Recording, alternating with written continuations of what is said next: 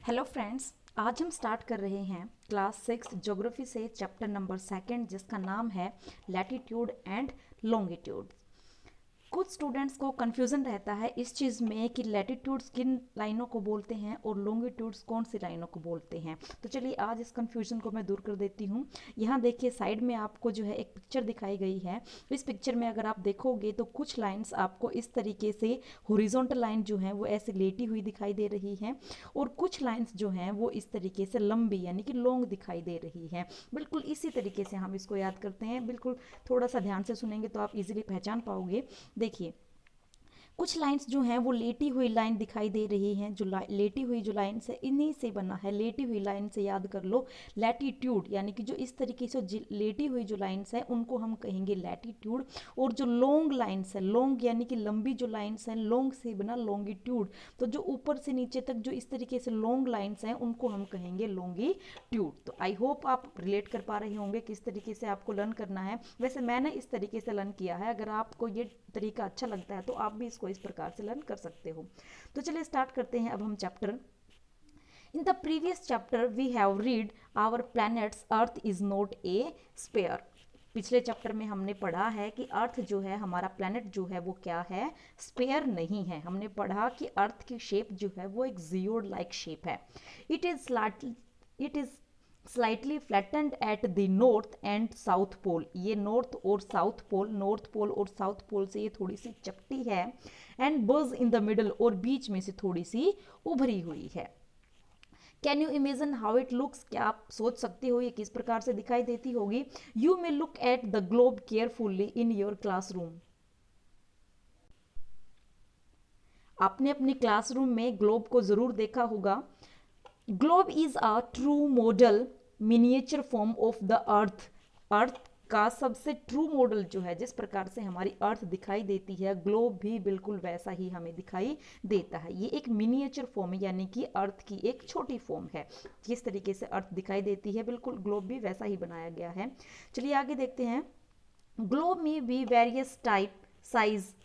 Globe जो हैं वो अलग अलग साइज के हो सकते हैं और अलग अलग टाइप के हो सकते हैं। बिग वंस बड़े ग्लोब हो सकते हैं, which can not be carried easily, लेकिन उनको लेके जाना इतना इजी नहीं होता। बड़े बड़े जो ग्लोब होते हैं उनका साइज बड़ा हो जाता है तो कैरी करने में थोड़ा सा डिफिकल्टी होती है। स्मॉल पॉकेट ग्लोब्स भी अब आते हैं। एंड ग्लोब लाइक बलून, और बलून की तरह भी ग्लोब होते हैं। उनको बलून की तरह जो उसमें हवा भरी जाती है और वो बिल्कुल वैसे ही शेप उनकी हो जाती है। Which can be inflated and are handle and carried with easy, जिनको आसानी से जो है उसमें हवा भर के उनको फुलाया जा सकता है और हैंडल करने में भी वो बिल्कुल ईजी होते हैं और एक जगह से दूसरी जगह पे हम उनको आसानी से लेके भी जा सकते हैं। The globe is not fixed. Globe जो है वो एक जगह फिक्स नहीं होता है, आपने देखा होगा वो रोटेट करता है। It can be rotate at the same way as a top spin और a potter's wheel is rotate. ये बिल्कुल उसी तरह गोल गोल अपने एक्सिस पे घूमता है जिस तरीके से एक पोटर का व्हील रोटेट करता है। On the globe, countries, continents and oceans are shown in their correct size. Globe के अंदर हम किसी भी कंट्री को, किसी कॉन्टिनेंट यानी कि महाद्वीप को, और ओशियन यानी कि महासागर को उनके बिल्कुल रियल साइज के अकॉर्डिंग देख सकते हैं कि कहाँ तक कौन सी कॉन्टिनेंट फैला हुआ है, कहाँ तक कौन सी कंट्री है, और ओशियन जो है वो कहाँ कहाँ तक हैं। It is difficult to describe the location of a point on a sphere like the earth. अब इतनी बड़ी अर्थ है, उस पर किसी एक पर्टिकुलर पॉइंट को लोकेट करना काफ़ी मुश्किल हो जाता है। तो इस प्रॉब्लम को हम कैसे सोल्व करेंगे? Now the question arise as to how to locate a place on it. अब एक क्वेश्चन जो राइज होता है कि हम इतनी बड़ी अर्थ पे किसी एक पर्टिकुलर प्लेस को किस प्रकार से फाइंड आउट करें। We need certain point of reference and lines to find out the location of a place। इसीलिए हमें किसी भी प्लेस की लोकेशन को फाइंड आउट करने के लिए कुछ रेफरेंस की ज़रूरत होती है, कुछ लाइंस की ज़रूरत होती है, जो कैसे बनाई गई हैं वो हम अब आगे देखेंगे। You will notice that a needle is fixed through the globe. It is in A tilde manner. आप जब ग्लोब को देखते होंगे तो आपने नोटिस किया होगा कि ग्लोब में एक टिल्ड तरीके से, झुकी हुई तरीके से एक निडल फिक्स होती है, which is called its axis, जो इसकी एक्सिस कही जाती है। Two poles are on globe through which the needle passes. Are two poles, north pole and south pole. दो पोल जिन पर ये नीडल होती है, एक ऊपर की तरफ और एक नीचे की तरफ, उनको दो पोल कहा जाता है। और ऊपर की तरफ जो पोल होता है उसको नॉर्थ पोल और नीचे वाले पोल को साउथ पोल कहा जाता है। The globe can be moved around this needle from west to east just as the earth move।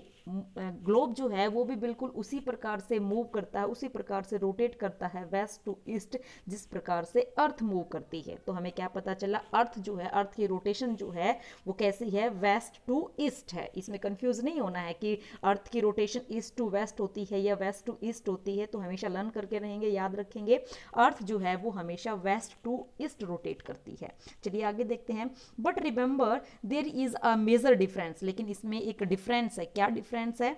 Globe में तो नीडल होती है लेकिन अर्थ में सच में ऐसी कोई नीडल नहीं है, ये जस्ट हमने अपने इमेजिन के लिए किया हुआ है। चलिए देखते हैं। The real earth has no such needle. Real earth में इस प्रकार की कोई भी नीडल नहीं है जिस प्रकार की नीडल ऊपर नीचे आप ग्लोब में देखते हो। It move around its axis, ये अपने एक्सिस पर घूमती है, which is an imaginary line, और ये एक इमेजिनरी लाइन है, हमने बनाई है अपनी सहूलियत के according.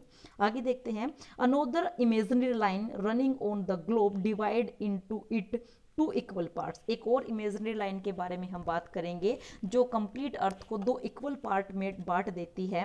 This line is known as equator. उस लाइन को हम क्या कहते हैं? इक्वेटर कहते हैं। सपोज कीजिए अगर ये हमारी एक अर्थ है तो ऐसे बीचों बीच तरीके से हमने एक लाइन जो है इमेजिनरी लाइन हमने ड्रॉ की हुई है, यानी कि हम मानते हैं, और उस लाइन को हम क्या कहते हैं? इक्वेटर कहते हैं। और ये इक्वेटर जो है वो कंप्लीट अर्थ को दो इक्वल पार्ट में बांटती है। ये ऊपर नॉर्थ है और नीचे साउथ है। नॉर्थ वाले ऊपर वाले हिस्से को हम नॉर्थ हेमिस्फीयर कहते हैं, जबकि नीचे वाले हिस्से को हम साउथर्न हेमिस्फीयर कहते हैं।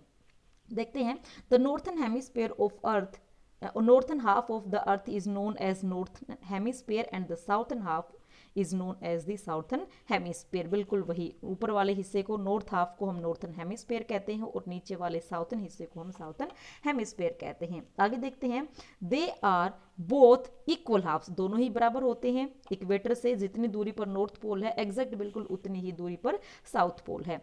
Therefore the equator is an imaginary circular line and it is very important reference point to locate places on the earth। अब बिल्कुल इक्वेटर जो है एक इमेजिनरी सर्कुलर लाइन है और ये अर्थ पर किसी भी प्लेस को लोकेट करने के लिए बहुत ही ज़्यादा इंपॉर्टेंट है। All parallel circle from the equator up to the poles are called parallel of latitude. जितने भी, अब देखिए यहाँ साइड में आपको एक फोटो दिखाई दे रही होगी, इस प्रकार से ये एक अर्थ है, अर्थ की पिक्चर आपको यहाँ पे दी गई है और ये इसमें बीच में जो है एक इक्वेटर आप यहाँ पे इमेजिनरी लाइन बना के दिखाई गई होती है। और इसके ऊपर की तरफ, इसके ऊपर की तरफ जितने भी नॉर्थ पोल तक आपको इस तरीके से सर्कुलर पैरेलल लाइन आपको दिखाई दे रही हैं, ये सभी जो हैं पैरेलल ऑफ लैटिट्यूड है। पैरेलल क्यों है? क्योंकि ये एक दूसरे से कहीं पर भी मिलती नहीं है, एक दूसरे के पैरेलल चलती हैं। Latitudes are measured in degree, degree में को मेजर किया जाता है। आपको दिखाई भी दे रहा होगा 20 degree north, 40 degree north, 60 degree north, तो इस तरीके से डिग्री में हम इसको रिप्रेजेंट करते हैं। The equator represent the 0 degree latitude. Equator जो है वो 0 डिग्री लैटिट्यूड पे होती है। उसके बाद जैसे जैसे हम ऊपर की तरफ जाते हैं 1 degree north, 2 degree north, 3 degree north, 4 degree north, इस तरीके से नॉर्थ पोल जब बिल्कुल ऊपर आ जाते हैं तो ये 90 डिग्री तक कंप्लीट होता है, 90 degree north. The equator represents the 0 degree latitude since the distance from the equator to each of the pole is 1/4 of a circle around the earth। Equator से नॉर्थ पोल की distance जो है वो complete circle का 1/4 है। 1/4 कैसे है? Complete circle कैसे होता है? इक्वेटर से अगर हम इस तरीके से पीछे से घूम के वापस से इक्वेटर पे आ जाएंगे तो एक 1 सर्कल होगा, लेकिन हम तो सिर्फ यहाँ से और यहाँ तक आए हैं तो ये इसका 1/4 हिस्सा है। तो 360 का अगर हम 1/4 करते हैं तो ये 90 डिग्री हो जाता है। इसका मतलब इक्वेटर से पोल्स तक जो डिग्री बनती है हमारी वो 90 डिग्री बनती है। 1 डिग्री, 2 डिग्री, 3 डिग्री, इस तरीके से करते हुए हम 90 डिग्री पर तक पहुँच जाते हैं। Thus 90 degree north latitude marks the north pole and 90 degree south latitude marks the southern pole। Equator है, ये अर्थ है, इक्वेटर है बीच में, और ऊपर की तरफ जितने भी होंगे 1 डिग्री, 2 डिग्री, 3 डिग्री, उन पे हम नॉर्थ लिखेंगे नॉर्थ को रिप्रेजेंट कर रही हैं क्योंकि वो, और नीचे की तरफ साउथ पोल की जब जितनी भी डिग्रीज होंगी, जितनी भी पैरेलल ऑफ लैटिट्यूड होगी, उन पे डिग्री के साथ हम क्या लिखेंगे, साउथ लिखेंगे, जैसे कि 3 डिग्री साउथ। तो ये किसको रिप्रेजेंट करती है, साउथर्न हेमिस्फीयर को रिप्रेजेंट करती है। आगे देखते हैं, as such all the parallels north of the equator are called north latitude and similar all parallel of the equator, south की तरफ जितने भी इक्वेटर लाइंस हैं उनको हम क्या कहते हैं, साउथ लैटिट्यूड्स। ये हमने ऑलरेडी पढ़ लिया है। और इनको हम कैसे रिप्रेजेंट करते हैं, नॉर्थ के लिए एन लगाते हैं और साउथ के लिए एस लगाते हैं। पढ़ते हैं इसके बारे में। The value of each latitude is therefore followed by either the word north or south। अब ऊपर की तरफ भी 1 2 3 4 चलता है और इक्वेटर से नीचे की तरफ भी 1 2 3 4 है, तो हम कैसे पहचानेंगे हम नॉर्थ के बारे में बात कर रहे हैं या साउथ के बारे में बात कर रहे हैं। तो इसके लिए हम पीछे नॉर्थ या साउथ लगा देते हैं, जिससे हमें पता चलता है कि हम 40 डिग्री हम नॉर्थ के बारे में बात कर रहे हैं तो हम लिखेंगे 40 डिग्री नॉर्थ। अगर हम साउथ के बारे में बात कर रहे हैं तो हम लिखेंगे 60 डिग्री साउथ। इस तरीके से हम उसको रिप्रेजेंट करेंगे। This is indicated by the letter N or S, N for north and S for south. For example, both Chandrapur in Maharashtra India में है और Belo Horizonte in Brazil South America में है, are located on parallels of about 20 degree latitude. ये दोनों ही जगह महाराष्ट्र में चंद्रपुर और साउथ अमेरिका में ब्राज़ील में बेलो होरिजोन जो है वो दोनों ही 20 डिग्री लैटिट्यूड पे हैं, लेकिन but the former is 20 degree, यानी कि पहले वाले यानी कि महाराष्ट्र में जो है वो 20 डिग्री नॉर्थ में है और साउथ अमेरिका में जो है वो 20 डिग्री साउथ में है। तो इस तरीके से हम इनको डिफ्रेंशिएट कर सकते हैं। Say the Chandrapur is situated in the 20 degree north latitude and horizon is situated at the 20 degree south latitude। Figure में भी आप इसको इजीली देख सकते हो। We see the parallel of latitude decrease, जैसे कि हम एक और इम्पोर्टेंट चीज़ देखेंगे कि जब इक्वेटर पर होते हैं तो इक्वेटर जो है सबसे बड़ा सर्कल होता है, उसके बाद जैसे जैसे हम पोल्स की तरफ जाते जाते हैं इनकी लेंथ जो है वो क्या होती चली जाती है, डिक्रीज होती चली जाती है, और नॉर्थ पोल और साउथ पोल पर ये एक जस्ट एक पॉइंट रह जाता है। चलिए आगे देखते हैं, कुछ इंपॉर्टेंट पैरेलल्स के बारे में हम देखेंगे। Important parallel of the latitude, कौन कौन सी इंपॉर्टेंट पैरेलल है, यहाँ देखिए बिल्कुल एग्जैक्ट एक फिगर यहाँ पे दिखाया गया है। इसको पहले मैं एक्सप्लेन कर देती हूँ फिर हम पढ़ते हैं इसके बारे में। ये देखिए, अगर सपोज करें ये जो है कंप्लीट एक हमारी अर्थ है और हमने पढ़ा था अर्थ जो है वो 2 पार्ट्स में डिवाइड करती है इक्वेटर इसको, तो बीच में ये इक्वेटर है और ये ऊपर वाला नॉर्थ हेमिस्फीयर है और नीचे वाला साउथर्न हेमिस्फीयर है। उसके बाद हम 2 और इम्पोर्टेंट लाइंस के बारे में पढ़ेंगे। फर्स्ट है tropic of cancer and second one is tropic of capricorn. Tropic of capricorn is on 23.5 degree south और ट्रॉपिक ऑफ कैंसर जो है वो 23.5 डिग्री नॉर्थ में है।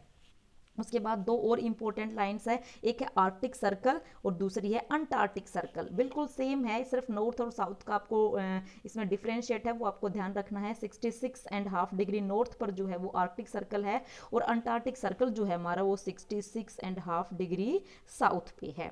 और ऊपर ये जो है, इसके बाद अगर हम इसको अलग अलग जोन में डिवाइड करेंगे वो हम आगे पढ़ेंगे, यहाँ पढ़ लेते हैं पहले।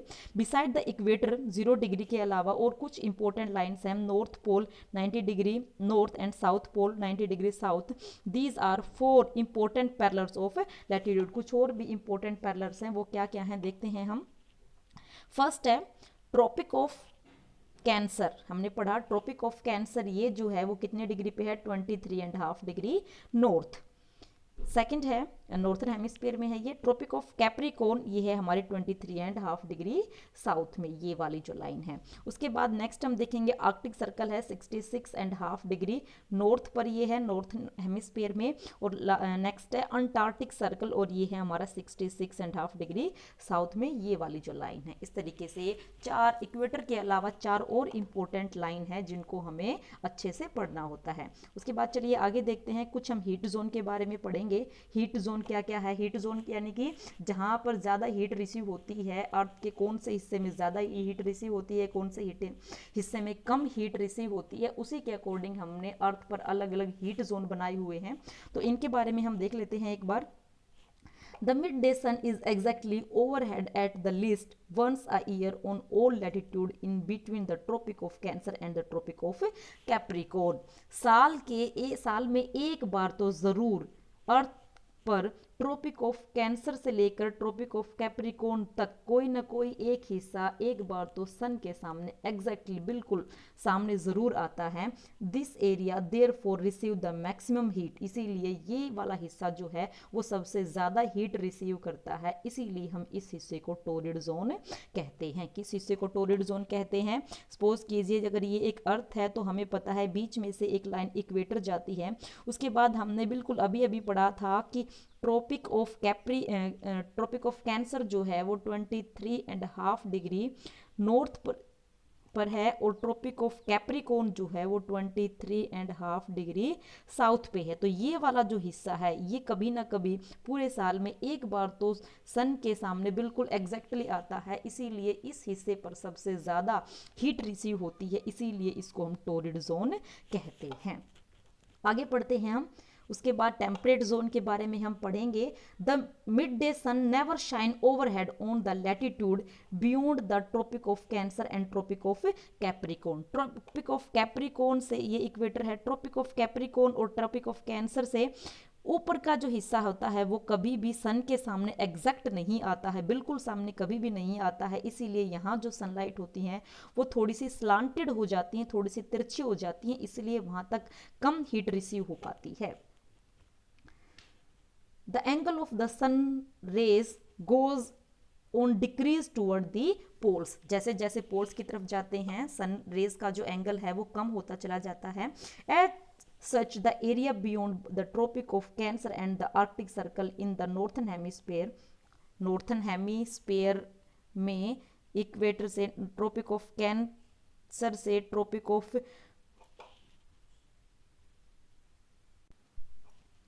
ट्रॉपिक ऑफ कैंसर से आर्कटिक सर्कल तक का एरिया और नीचे की तरफ ट्रॉपिक ऑफ कैप्रिकॉर्न से अंटार्कटिक सर्कल तक का एरिया जो है वो टेम्परेट जोन के अंदर माना जाता है, क्योंकि यहाँ पर बहुत ज़्यादा अमाउंट में हीट कभी भी रिसीव नहीं होती, मॉडरेट टेम्परेचर रहता है हमेशा. यहाँ देखिए tropic of cancer and antarctic circle in the southern hemisphere are moderate temperature. यहाँ पे टेम्परेचर मॉडरेट यानी कि ना तो बहुत ही ज़्यादा गर्म होता है ना बहुत ही ज़्यादा ठंडा होता है, हमेशा मॉडरेट टेम्परेचर रहता है, इसीलिए इस जोन को हम टेम्परेट जोन कहते हैं. नेक्स्ट पढ़ते हैं. Area lying between the Arctic circle and the North Pole in the northern hemisphere and Antarctic circle and the South Pole in the southern hemisphere are very cold. हमें पता है ऊपर का area बिल्कुल पोल्स का जो होता है वहाँ पर सन एग्जैक्टली लाइट्स जो होती है वो बहुत ही ज़्यादा तिरछी होती हैं, वहाँ पर पहुँच ही नहीं पाती सनलाइट, तो वहाँ पे जो है बिल्कुल ज़्यादा ठंड होती है, बहुत ही ज़्यादा ठंड वहाँ पे होती है, वेरी कोल्ड टेम्परेचर वहाँ पे होता है. It is because here the sun does not rise much above the horizon. यहाँ पे सन जो है राइज सही से होता ही नहीं है. Therefore its rays are always slanting and providing us less heat. इसीलिए यहाँ पे सन रेज जो है वो हमेशा ही स्लांटेड रहती है और बहुत ही कम हीट यहाँ पे रिसीव होती है. These are therefore cold freeze zone. इसीलिए इस जोन को हम फ्रीज जोन कहते हैं, क्योंकि यहाँ पे लाइट कभी भी स्लांटेड ही होती हैं हमेशा, तो हीट कभी भी मैक्सिमम नहीं होती है, तो इस जोन को हम फ्रीज जोन कहते हैं. ये देखिए जो ऊपर वाली फिगर थी इसी में हम इसको बिल्कुल इजीली देख पा रहे हैं. यहाँ से आप समझिए इसको, ये इक्वेटर है और ये ऊपर जो है ट्रॉपिक ऑफ कैंसर और ट्रॉपिक ऑफ कैप्रिकॉर्न नीचे साउथ में है. तो ये वाला जो एरिया है यहाँ पर हमेशा मैक्सिमम हीट रिसीव होती है, इसीलिए इसको टोरिड जोन कहा जाता है. उसके बाद अगर हम देखें ट्रॉपिक ऑफ कैप्रिकॉर्न से ऊपर आर्कटिक सर्कल तक और नीचे ट्रॉपिक ऑफ कैप्रिकॉर्न से अंटार्कटिक सर्कल तक, यहाँ पर सनलाइट जो होती है देखो यहाँ तो बिल्कुल एग्जैक्ट होगी लेकिन यहाँ पे थोड़ी सी स्लांटेड हो जाएगी, तो यहाँ का टेम्परेचर जो होता है वो मॉडरेट टेम्परेचर होता है, ना तो बहुत ज़्यादा होता है ना बहुत कम होता है, इसीलिए इसको हम टेम्परेट जोन कहते हैं. और क्योंकि ये नॉर्थन हेमिस्फीयर में है तो इसको नॉर्थ टेम्परेट जोन कहते हैं, और ये साउथर्न हेमिस्फीयर में है तो इसको साउथ टेम्परेट जोन कहते हैं. उसके बाद अभी अभी हमने पढ़ा कि पोल्स पर जो लाइट होती है वो बहुत ही ज़्यादा स्लांटेड हो जाती है, बिल्कुल ना के बराबर हो जाती है। तो इस एरिया में हमेशा बर्फ़ रहती है, तो इस एरिया को हम फ्रीज जोन कहते हैं, नॉर्थ पोल पे और साउथ पोल पे। देखिए ये दोनों जगह है, यहाँ पे भी फ्रीज जोन है और यहाँ पे भी फ्रीज जोन है। तो आई होप आप सभी को ये वीडियो पसंद आई होगी। आज के लिए हम सिर्फ यहीं तक करते हैं, इससे आगे का चैप्टर हम अपनी नेक्स्ट वीडियो में कंप्लीट करेंगे। सो अगर आपको मेरी वीडियो पसंद आए तो शेयर करें, लाइक करें एंड सब्सक्राइब करें। Thank you.